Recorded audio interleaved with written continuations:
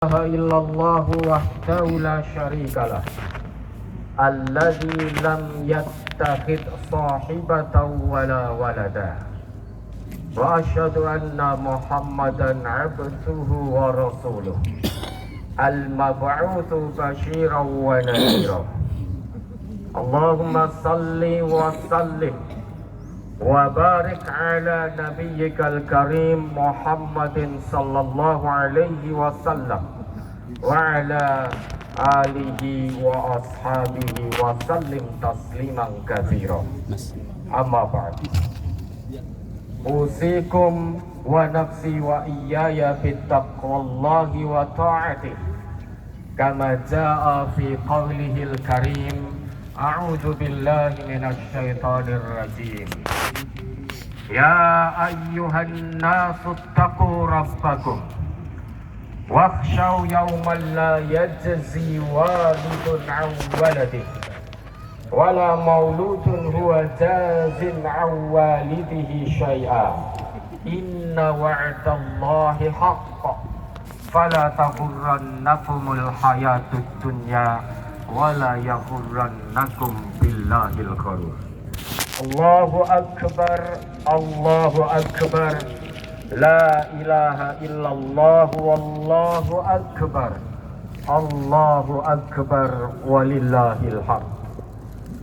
Kaum muslimin dan muslimat rahimakumullah, alhamdulillah kita panjatkan puji dan syukur kehadirat Allah subhanahu wa ta'ala atas segala nikmat dan karunia-Nya, sehingga pada tahun ini Allah masih berkenan memberikan kita kesempatan untuk melaksanakan ibadah Shaum Arafah, mendirikan sholat Idul Adha dalam keadaan sehat walafiat, yang insya Allah dilanjutkan dengan penyembelihan hewan kurban. Sebagai bukti rasa syukur kepada Allah subhanahu wa ta'ala, marilah bersama-sama kita tingkatkan iman dan takwa kepada Allah subhanahu wa ta'ala dengan sepenuh hati, seperti yang tercemin dalam ketaatan dan ketabahan Nabiullah Ibrahim alaihissalam dalam menjalani cobaan demi cobaan dari Allah subhanahu wa ta'ala. Hari ini adalah hari yang penuh berkah, hari yang sangat bersejarah bagi umat Islam, karena hari ini merupakan hari kemenangan seorang Nabi, penemu konsep ketauhidan dalam berketuhanan.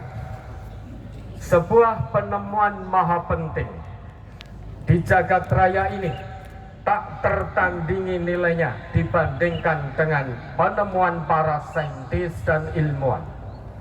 Karena berkat konsep ketauhidan yang ditemukan oleh Nabi Ibrahim, tentunya atas bimbingan dan ridha Allah subhanahu wa ta'ala, sehingga manusia dapat menguasai alam dengan menjadi khalifah di muka bumi.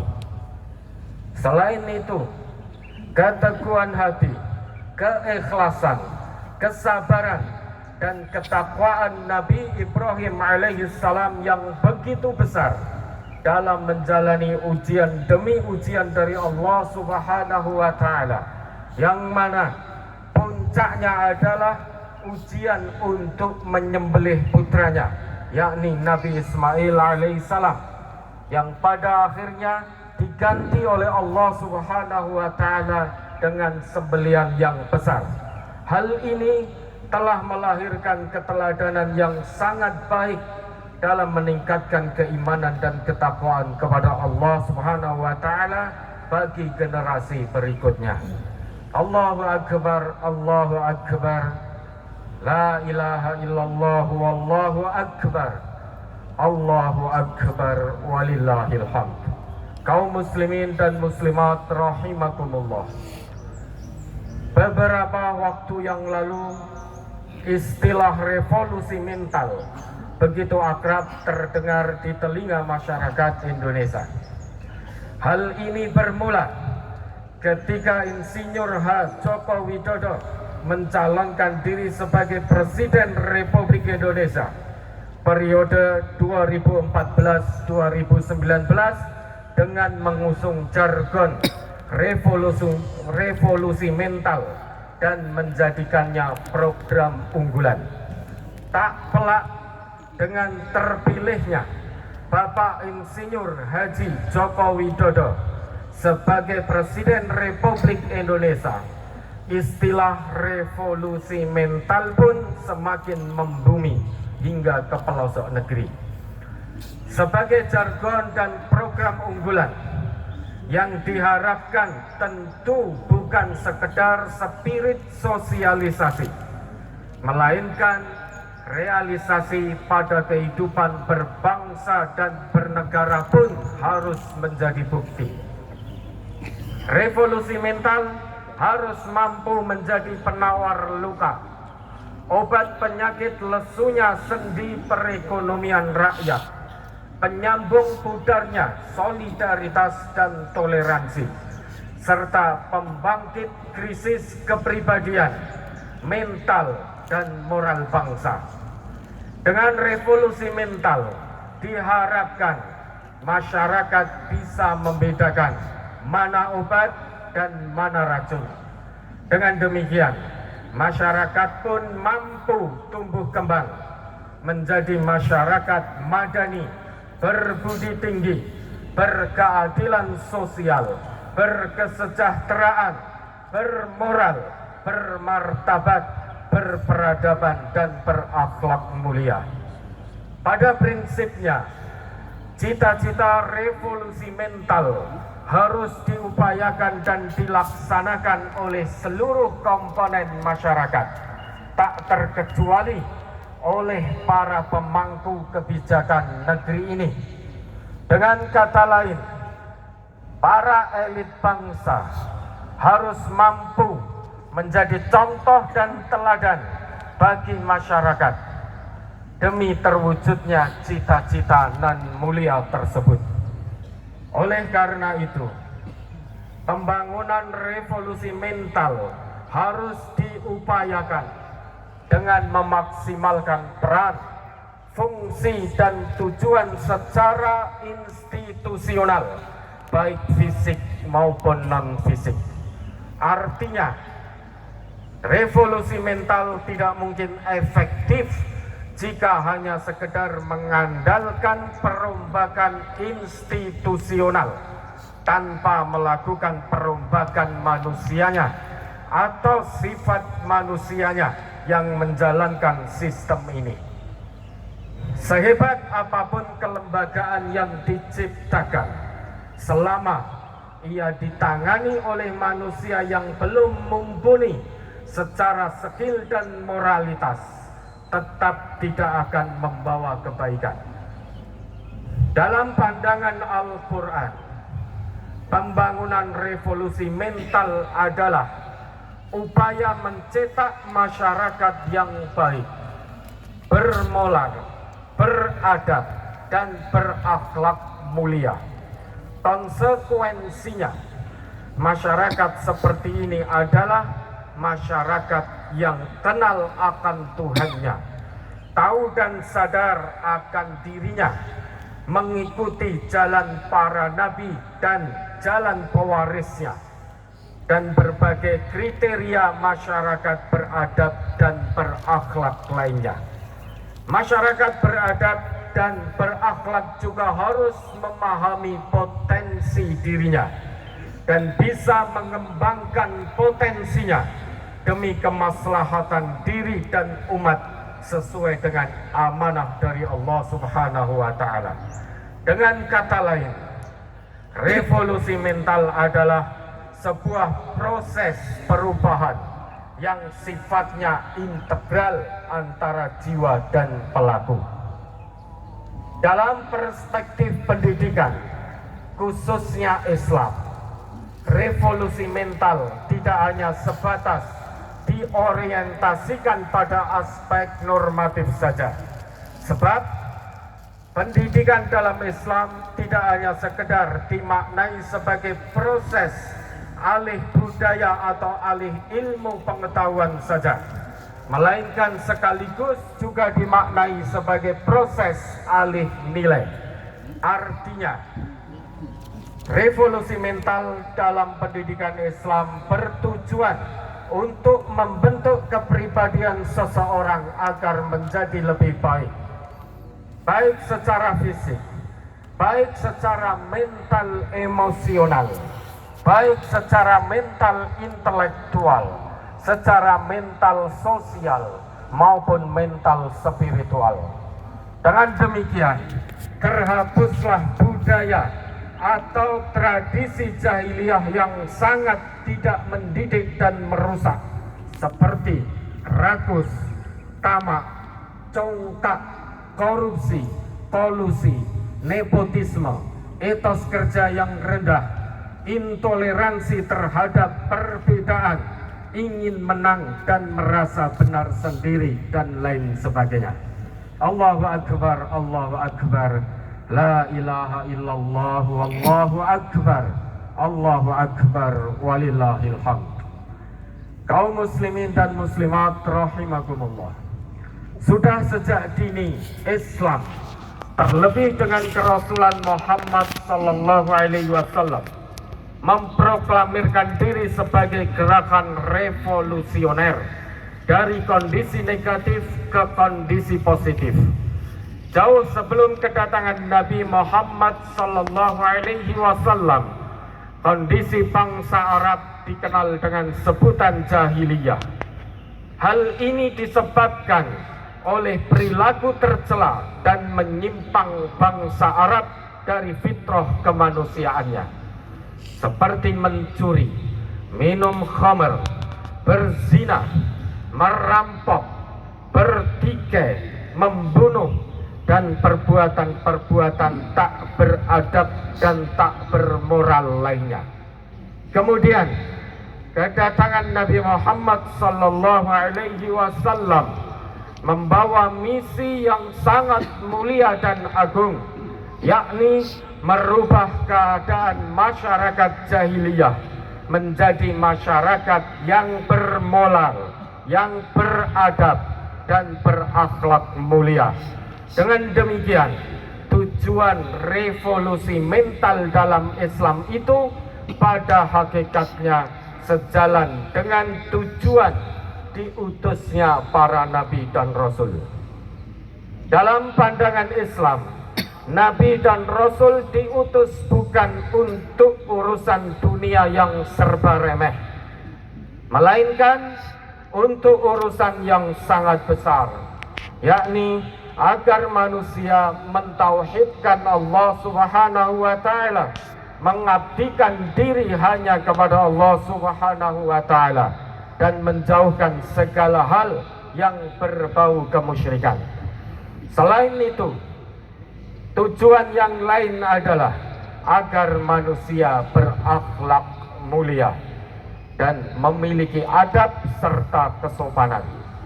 Hal ini sebagaimana yang dinyatakan oleh Nabi Muhammad sallallahu alaihi wasallam dalam sabdanya berikut, innama bu'istu liutammima makarimal akhlaq. Sesungguhnya aku diutus untuk menyempurnakan akhlak yang mulia. Dalam rangka menyempurnakan akhlak manusia, Nabi Muhammad sallallahu alaihi wasallam menjadikan petunjuk Al-Quran dan wahyu sebagai pijakan. Dakwahnya terprogram dari teologis ke sosial, tujuan revolusinya dari individu ke masyarakat dimulai pergerakannya, dan para sahabat sebagai kader militannya. Allahu Akbar, Allahu Akbar, la ilaha illallah, wallahu akbar, Allahu Akbar, walillahil hamd. Sebagai sebuah konsep, revolusi mental lebih memusatkan perhatiannya pada perbaikan paradigma dan mindset pelakunya. Manusia sebagai pusat sekaligus pelaku revolusi mental harus terdidik dan terbimbing untuk memiliki cara pandang, cara merasa, cara meyakini, cara bersikap dan berperilaku yang didasarkan pada konsep norma, nilai, dan agama. Dalam Al-Quran, konsep dasar revolusi mental setidaknya terlihat sangat jelas dalam 2 ayat berikut. Dzalika bi anna Allah lam yakum mughayyiran ni'matan an'amaha 'ala qaumin hatta yughayyiru ma bi anfusihim wa anna Allaha sami'un 'alim. Siksaan yang demikian itu adalah karena sesungguhnya Allah sekali-kali tidak akan mengubah sesuatu nikmat yang telah dianugerahkannya kepada suatu kaum hingga kaum itu mengubah apa-apa yang ada pada diri mereka sendiri, dan sesungguhnya Allah Maha mendengar lagi Maha mengetahui. Quran Surat Al-Anfal ayat 53. Lahu mu'aqibatum min baini yadayhi wa min khalfihi yahfadunahu min amrillah innallaha la yughayyiru ma biqaumin hatta yughayyiru ma bi anfusihim wa idza aradallahu biqaumin su'an fala maraddalah wa ma lahum min dunihi min wal. Bagi manusia ada malaikat-malaikat yang selalu mengikutinya secara bergiliran di muka dan di belakangnya. Mereka menjaganya atas perintah Allah. Sesungguhnya Allah tidak merubah keadaan sesuatu kaum sehingga mereka merubah keadaan yang ada pada diri mereka sendiri. Dan apabila Allah menghendaki keburukan terhadap suatu kaum, maka tak ada yang dapat menolaknya. Dan sekali-kali tidak ada pelindung bagi mereka selain Dia. Quran Surat Ar-Ra'd ayat 11. Secara tegas, kedua ayat di atas berbicara tentang konsep revolusi mental. Keduanya menjelaskan bahwa Allah Subhanahu wa Ta'ala tidak akan pernah mengubah suatu kaum atau bangsa sebelum kaum atau bangsa tersebut mengubah apa yang terdapat dalam dirinya. Ayat pertama, yaitu Quran Surat Al-Anfal ayat 53, berbicara tentang perubahan nikmat.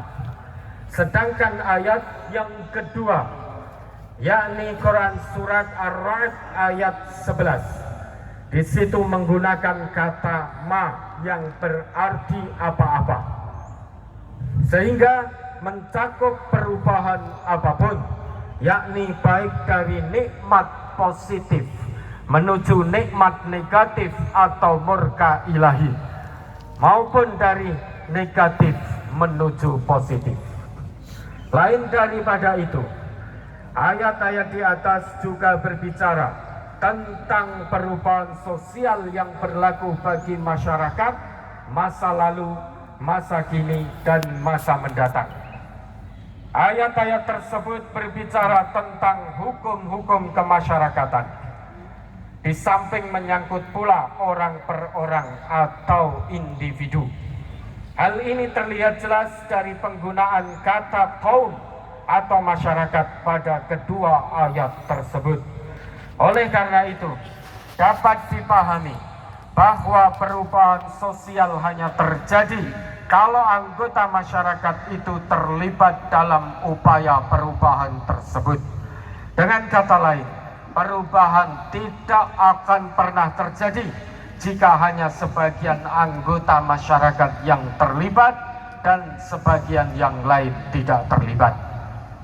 Oleh karena ayat-ayat tersebut berbicara tentang kaum, maka ketetapan yang sedang ditunjuk oleh kedua ayat tersebut bersangkut paut dengan kehidupan duniawi, bukan ukhrawi. Hal ini mengisyaratkan adanya pertanggungjawaban yang sifatnya pribadi, dan ini akan terjadi di akhirat kelak berdasarkan firman-Nya dalam Quran Surat Maryam ayat 95 yang mafhumnya tiap-tiap mereka akan datang menghadap kepadanya sendiri-sendiri. Dan ada juga tanggung jawab sosial yang bersifat kolektif, sebagaimana yang ditunjuk oleh firman-Nya dalam Quran surat Al-Anfal ayat 25, yang mafhumnya, hindarilah cobaan yang tidak hanya menimpa secara khusus orang-orang yang berlaku aniaya di antara kalian, dan ketahuilah bahwa sesungguhnya Allah sangat pedih pembalasannya. Ayat-ayat perubahan di atas mengisyaratkan bahwa pelaku perubahan ada dua, yaitu Allah Subhanahu wa Ta'ala dan manusia. Manusia berkewajiban mengubah sisi dalamnya, sehingga kalau ia telah mengubah sisi dalamnya, Allah pun akan turun tangan untuk mengubah sisi luarnya sesuai dengan apa yang diharapkan oleh manusia. Sisi dalam manusia terdiri dari banyak hal, yang terpenting di antaranya adalah nilai-nilai yang dihayatinya, kehendak dan tekadnya untuk berubah. Mustahil terjadi perubahan jika tidak ada nilai-nilai yang dihayati. Demikian pula tidak mungkin terjadi perubahan kalau nilai-nilai yang dihayati itu tidak diupayakan mewujudkannya melalui tekad yang kuat. Oleh karena itu, bisa saja terjadi perubahan prinsip atau terjadi perubahan penguasa, tetapi tidak terjadi perubahan. Sebab nilai-nilai yang dihayati oleh masyarakat tersebut tidak dapat mereka wujudkan dalam kehidupan nyata karena ketiadaan tekad yang kuat untuk berubah. Sejak dini Al-Quran telah membeberkan hakikat manusia adalah ciptaan, perpaduan antara sisi dalam dan sisi luar.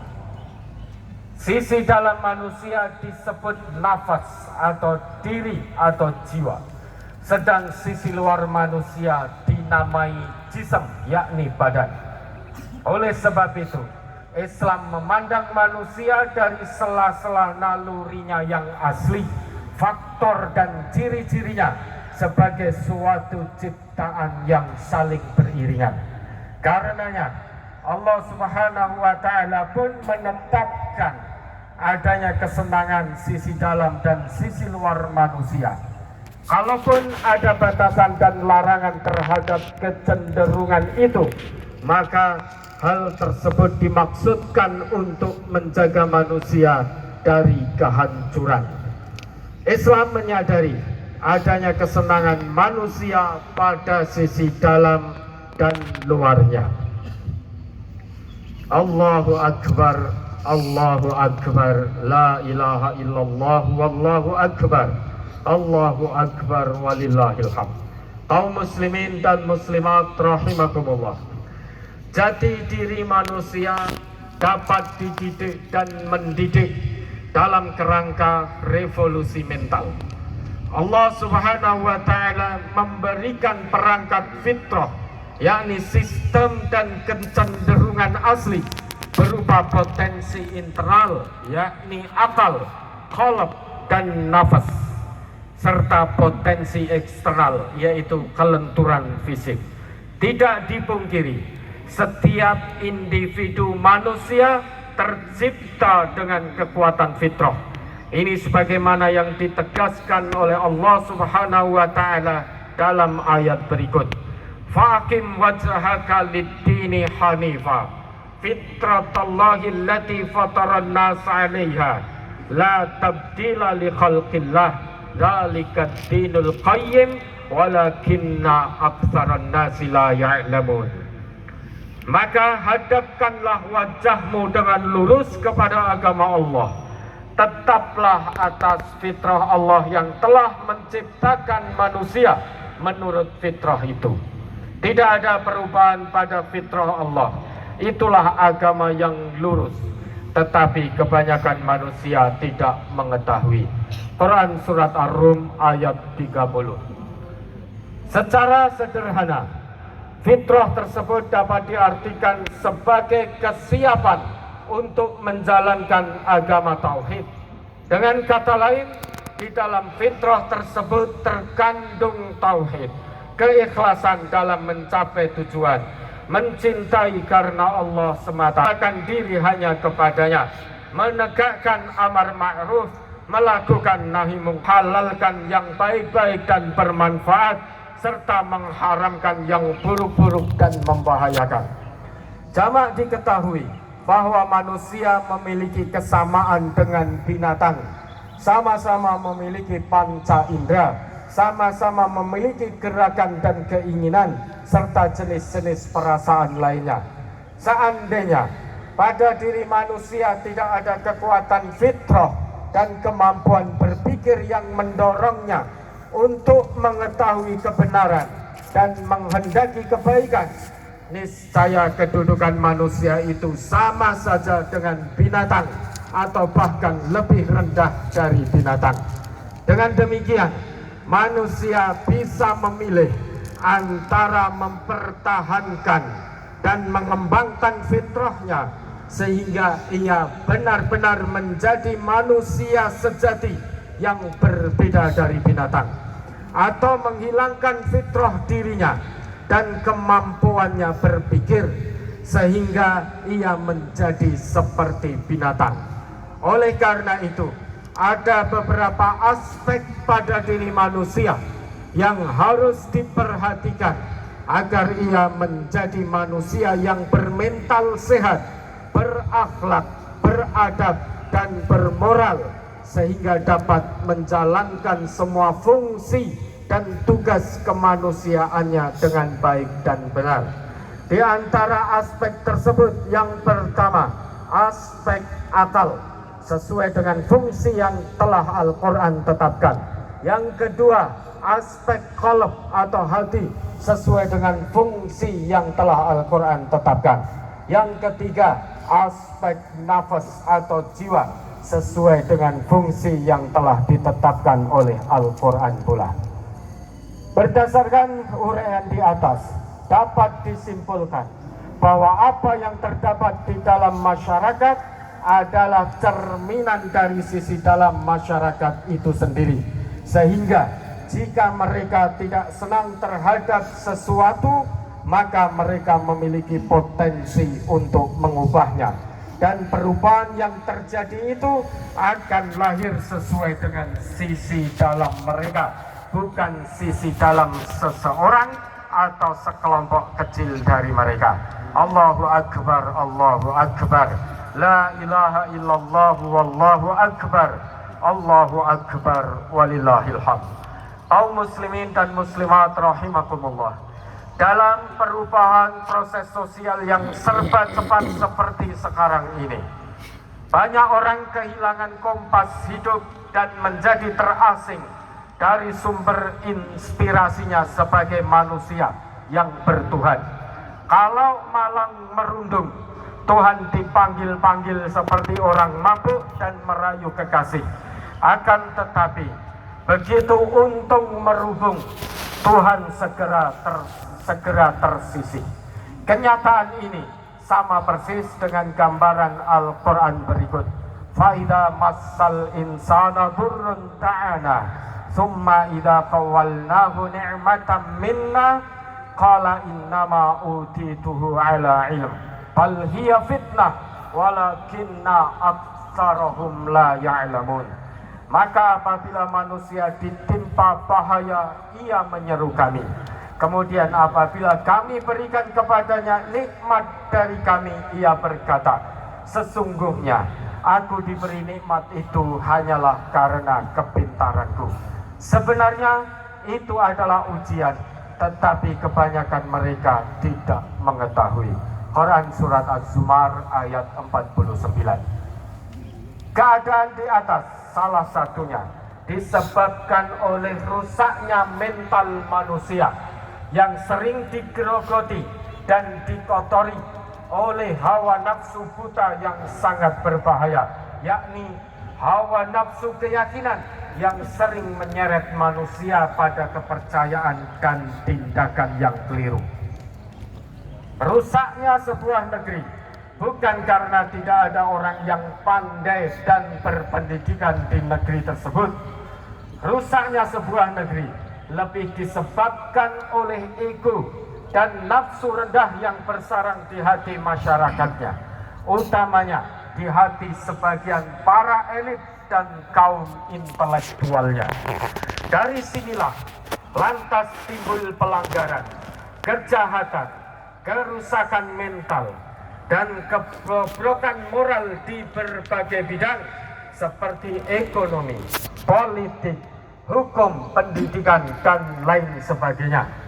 Kemampuan intelektual seseorang bukan jaminan untuk dapat menguasai hawa nafsu, karena daya tarik hawa nafsu itu lebih kuat daripada pertimbangan-pertimbangan intelek. Dengan demikian dapat dikatakan bahwa untuk meraih perubahan dan kemajuan yang sesungguhnya, suatu negeri tidak cukup hanya berbekal kecerdasan, kepakaran, ilmu pengetahuan, dan teknologi semata, melainkan harus didukung pula dengan moralitas yang terpuji. Oleh karena itu, upaya pertama yang harus dilakukan manusia untuk merevolusi mental adalah menekan dan mengalahkan bisikan-bisikan hawa nafsu demi perubahan yang sesuai dengan prinsip-prinsip logis, fitrah, dan tujuan eksistensinya di atas permukaan bumi ini. Kebangkitan suatu umat atau bangsa pada dasarnya telah melewati dua tahap atau jalan yang berbeda. Pertama, jalan akidah dan kekuatan batiniah atau mental yang digabungkan dengan kelapangan lahiriah. Kedua, jalan yang berorientasikan pada jumlah materi.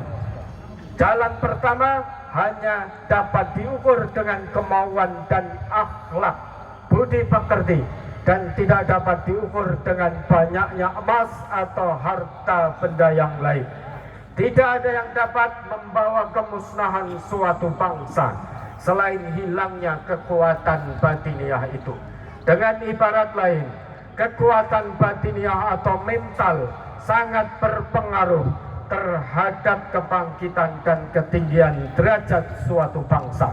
Hal ini sebagaimana yang pernah dinyatakan oleh Ahmad Syauqi berikut: wa innamal umamul akhlaqu ma baqiyat fa in humu dhahabat akhlaquhum dhahabu. Sesungguhnya suatu bangsa itu tergantung akhlaknya. Apabila rusak akhlaknya, maka rusaklah bangsa itu. Pembentukan manusia dengan kebudayaan atas dasar nilai-nilai batiniah sesungguhnya telah dilakukan sejak awal oleh Rasulullah Sallallahu Alaihi Wasallam. Dengan titik tolak demikian, Rasulullah telah berhasil mengangkat derajat dan harkat kemanusiaan umatnya. Sejarah mencatat Rasulullah Sallallahu Alaihi Wasallam tidak pernah membeda-bedakan warna kulit, keturunan, kekayaan, atau diskriminasi lainnya. Dengan prinsip ini, Rasulullah memandang sama terhadap setiap manusia. Dalam pandangan Rasulullah, manusia ibarat gerigi sisir, terdapat kesamaan dalam segala hal kecuali amal yang membedakan. Dengan kata lain, tidak akan pernah ada suatu derajat keturunan atau kedudukan seseorang yang mampu mengangkat mereka kecuali dengan amalnya itu. Rasulullah mampu memadukan keserasian antara pembentukan kepribadian individu dengan kesatuan kebudayaan kemasyarakatan atas dasar rasa saling cinta, tolong menolong, kebersamaan, dan kasih sayang antar sesama. Dengan ibarat lain, Rasulullah telah berhasil menanamkan nilai-nilai batiniah yang sangat besar kekuatannya itu dalam pembentukan mentalitas dan karakter para sahabat dan umatnya. Namun sayang, kekuatan batiniah atau mental yang pernah dibangun oleh Rasulullah pada saat ini sudah banyak ditinggalkan oleh sebagian umat Islam di berbagai belahan bumi. Oleh karenanya, tidak mengherankan bila kerusakan mental dan moral di berbagai bidang melanda negeri yang mayoritas penduduknya muslim sekalipun, termasuk Indonesia. Hal ini karena mentalitas sebagian umat Islam hanya laksana buih, sehingga tidak memiliki arti dan manfaat sedikit pun. Untuk mengatasi ini, tidak ada jalan lain kecuali membebaskan umat dari penderitaan psikologis, kerusakan hati nurani, dan kelemahan batiniah. Dengan kata lain, harus dilakukan revolusi mental di segala lini sebelum umat jatuh ke jurang keruntuhan yang lebih dalam. Hal ini pula yang dahulu dilakukan oleh Rasulullah Muhammad sallallahu alaihi wasallam tatkala merevolusi mental manusia zaman jahiliyah. Revolusi yang diajarkan berupa internalisasi wahyu, yaitu nilai-nilai Qur'ani dan petunjuk Nabi, yaitu as-sunnah, sehingga terhimpun manusia berakhlak mulia, beradab, bermasyarakat madani yang berkemajuan dan berperadaban. Mudah-mudahan momentum Idul Adha ini memotivasi kita untuk menjadi orang yang lebih beriman dan bertakwa, tangguh serta tabah menghadapi ujian dan cobaan keimanan dan ketakwaan, menjadi pelopor dalam dakwah, meninggikan kalimat-kalimat Allah Subhanahu wa Ta'ala dengan mengambil ibrah serta meneladani kisah Nabi Ibrahim alaihi salam. Qad kanat lakum uswatun hasanah fi Ibrahim walladzina ma'ah. Sungguh benar-benar ada suri toladan yang baik bagimu pada diri Ibrahim dan orang-orang yang bersama dengannya. Quran surat Al-Mumtahanah ayat 4. Sebagai penutup, mari sejenak kita khusyuk dan khudu memanjatkan doa kepada Allah Subhanahu wa Ta'ala. Allahumma salli ala Muhammad wa ala ali Muhammad kama sallaita ala ali Ibrahim wa barik ala Muhammad wa ala ali Muhammad kama barakta ala ali Ibrahim innaka Hamidum Majid. Allahumma ighfir lil muslimina wal muslimat wal mu'minina wal mu'minat al ahya'i minhum wal amwat. Allahumma alif baina qulubina wa aslih dhata bainina wahdina subulas salam wa najjina minadh dhulumati ilan nur wa jannibna al fawahisha ma dhahara minha wa ma batan wa barik lana fi asma'ina wa absarina wa qulubina wa azwajina wa dhurriyyatina wa tub alaina innaka antat tawwabur rahim. Allahumma aslih lana dinana alladhi huwa ismatu amrina wa aslih lana dunyana allati fiha ma'ashuna wa aslih lana akhiratana allati ilaiha ma'aduna waj'alil hayata ziyadatan lana fi kulli khair waj'alil mauta rahatan lana min kulli syarr. Rabbana hab lana min azwajina wa dhurriyyatina qurrata a'yun waj'alna lil muttaqina imama. Rabbana la tuzigh qulubana ba'da idh hadaitana wa hab lana min ladunka rahmah innaka antal wahhab. Rabbana atina fid dunya hasanah wa fil akhirati hasanah wa qina adzabannar. Walhamdulillahi rabbil alamin. Wassalamualaikum warahmatullahi wabarakatuh. Waalaikumsalam.